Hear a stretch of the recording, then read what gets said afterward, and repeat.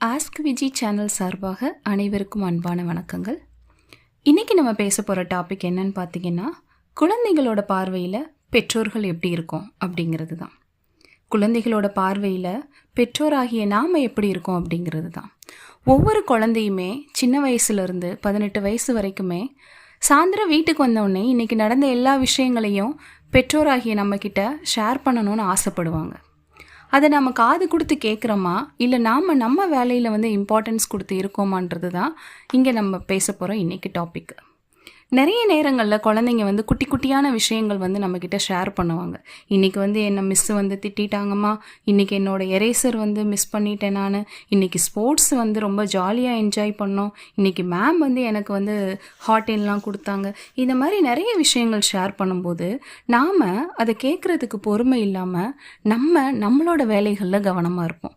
உதாரணத்துக்கு பார்த்தா, நாமளே மொபைலில் ரொம்ப சீரியஸாக ஒரு ஆன்லைன் ஷாப்பிங்கோ இல்லை ஷார்ட்ஸ் பார்க்குறதோ இல்லையா வேற யார்ட்டையாவது சேட் பண்ணுறதோ இல்லை ஃபோனில் பேசிகிட்டு இருக்கதோ ஏதாவது ஒரு விஷயங்கள் நாம் பண்ணிகிட்ருப்போம்.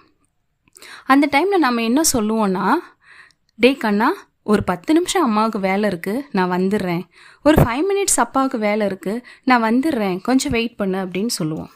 அந்த குழந்தையும் கூட என்ன பண்ணோன்னா, பேரண்ட்ஸ் நம்மளை கூப்பிட்டு பேசுவாங்கன்னு வெயிட் பண்ணி பார்த்துட்டே இருக்கோம். ஆனால் அந்த 5 நிமிஷம் 10 நிமிஷன்றது எப்போ முடியுன்றது நமக்கு தான் தெரியும். அந்த 5 நிமிஷன்றது 2 மணி நேரமும் ஆகலாம், இல்லை அது மறந்தே கூட போயிருந்திருக்கலாம்.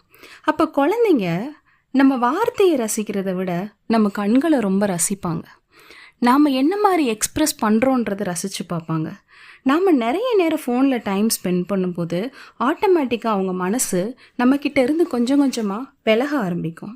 அங்கே தான் குழந்தைங்களோட பாசம் செதறி அது வேறு மாதிரியான ஒரு ரிலேஷன்ஷிப்புக்கு போகிற மாதிரியான சூழ்நிலையை நாம் ஏற்படுத்தி கொடுக்குற மாதிரி ஒரு சூழ்நிலை உருவாகுது. அடுத்த முறை உங்கள் குழந்தை உங்களை அழைக்கும் போது ஃபோனை நீங்கள் தயவு செஞ்சு கீழே வைங்களேன். அவங்க கண்களை பாருங்கள், அவங்க சொல்ல வர விஷயத்தை காது கொடுத்து கேளுங்க.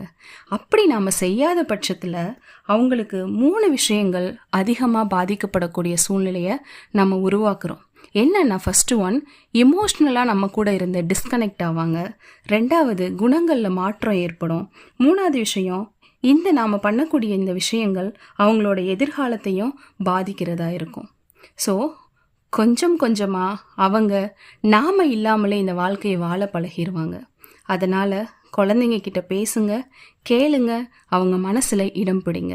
கேட்டதற்கு ரொம்ப நன்றி. இந்த சேனல் உங்களுக்கு பிடிச்சிருந்ததுன்னா நீங்கள் சப்ஸ்கிரைப் பண்ணுங்கள், ஷேர் பண்ணுங்கள்.